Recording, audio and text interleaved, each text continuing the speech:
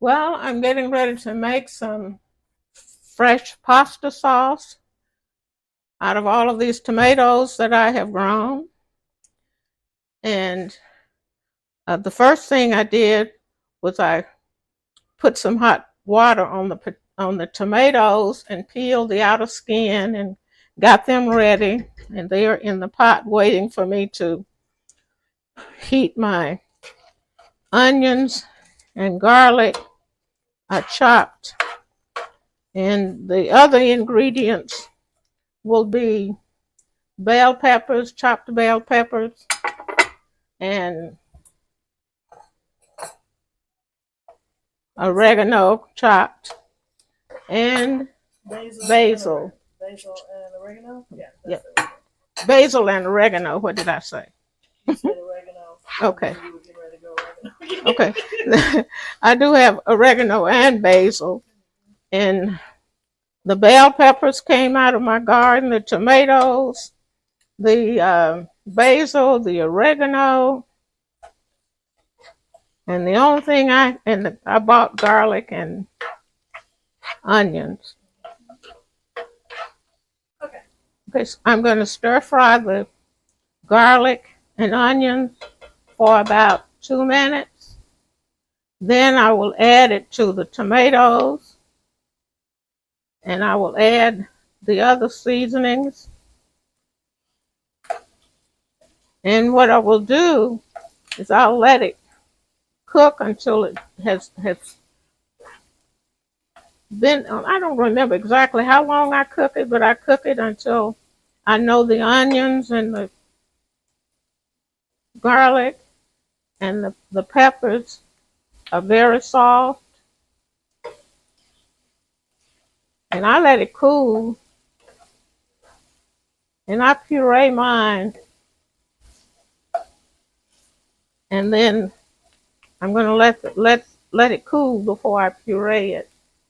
And I think what I'll do is I will can this batch because we have more than we can eat right now. And I did mention I do use salt. I use the sea salt.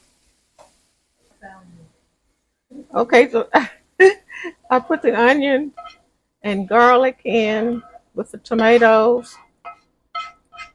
And when I have a skillet that's large enough to hold the tomatoes and everything else, I usually put them in a skillet, but I don't have a skillet large enough to hold about 3 quarts of tomatoes.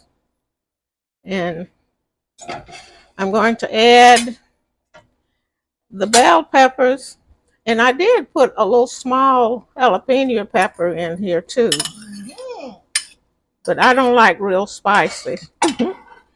No, real spicy does not like me.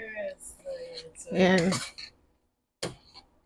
I guess once it starts boiling, I will probably let it lower the heat and let it simmer for at least 30 minutes. And I'm going to add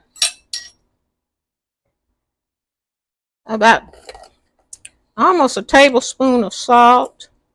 And then later, I will check it to see if it is salty enough. And I'm going to add, it says about a half cup of chopped basil at one time. And that should be about a half cup. I've just guessed on that one. And about a tablespoon of chopped oregano. And this is fresh oregano. From the garden. From my garden. And now I'm going to mix all of this together.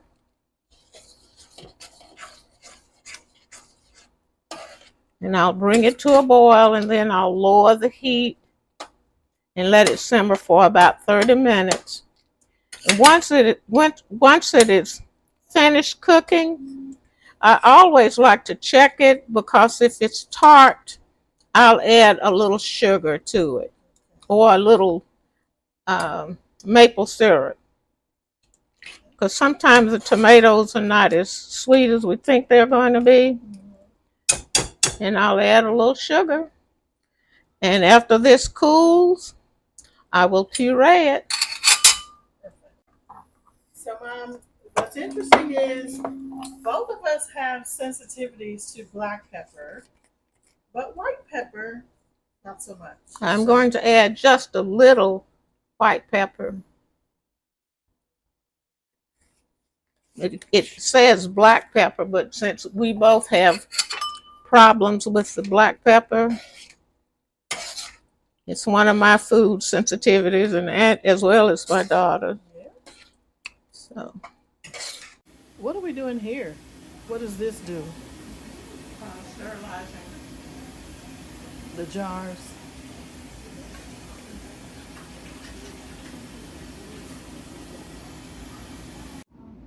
Okay, are you ready? Yeah. For me to So get started this here? was the how long had that been sitting? I left it out for a couple of hours. Let it cool down. So it can cool down before I try to puree it. And I'm going to make certain that I'm holding the lid of the. Because it's still pretty hot. It is pretty hot in it.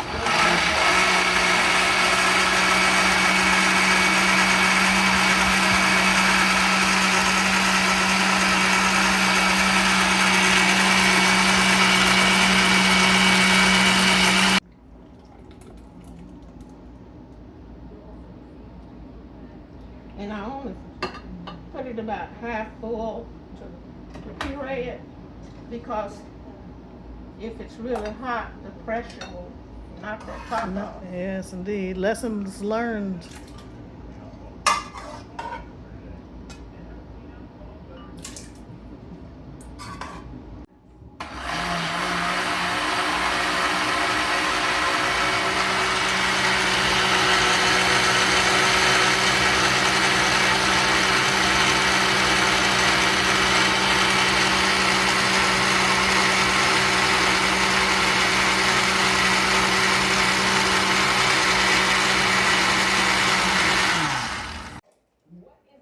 I'm putting it in here so I can put it on the burner. Okay. So it can be hot when I put it in the jars. Okay.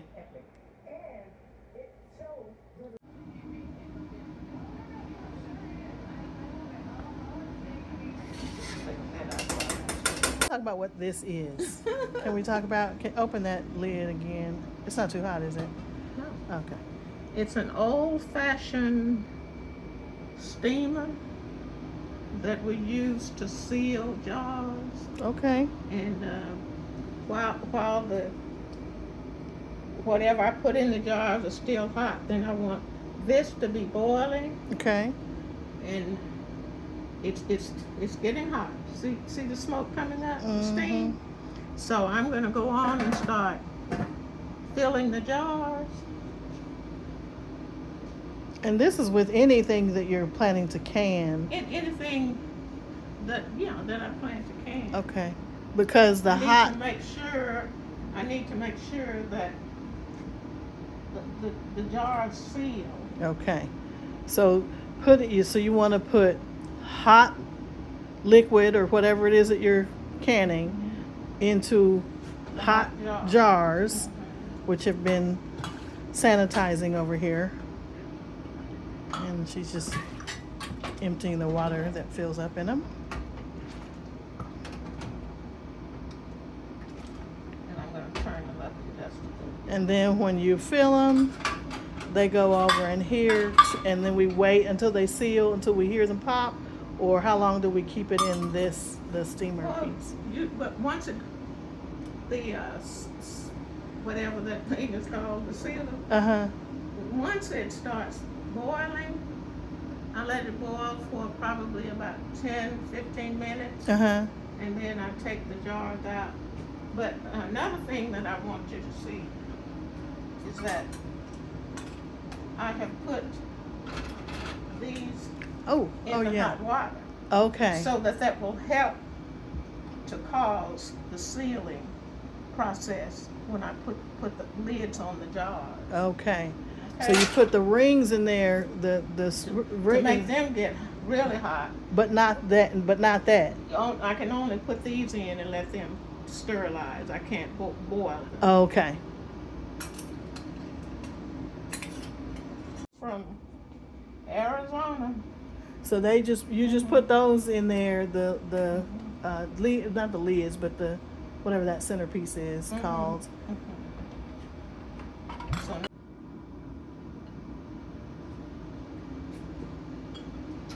So I'm going to turn the fire off under the jars. Okay. That's the rear, yeah.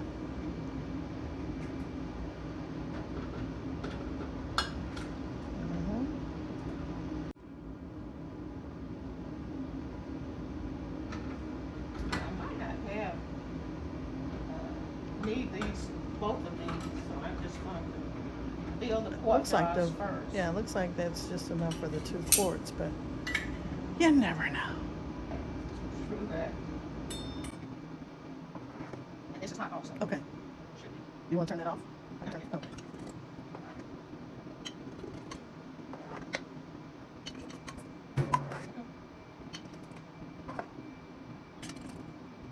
That right there. Okay. And I'm going to take this out.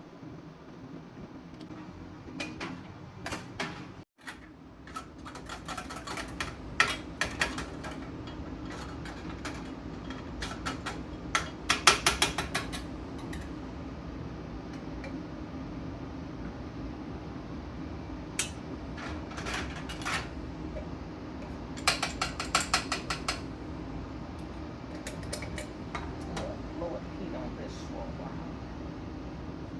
Okay.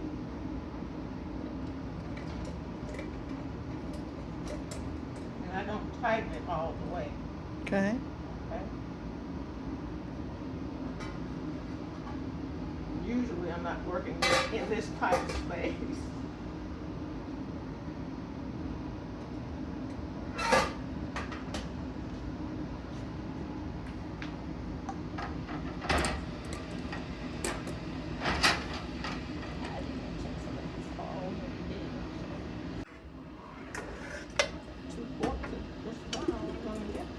Yeah.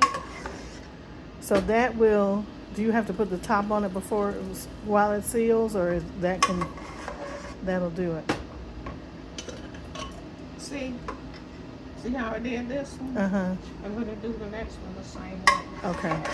The top is kind of loose, not tight, but Yeah. because you're trying to seal that middle part. Yeah. Yes. It's not sealed. But this one, these two are sealed. Do that one again. Okay, but the other ones. See? Oh. See that Okay. little center? Mm-hmm. So we need to eat that one right away.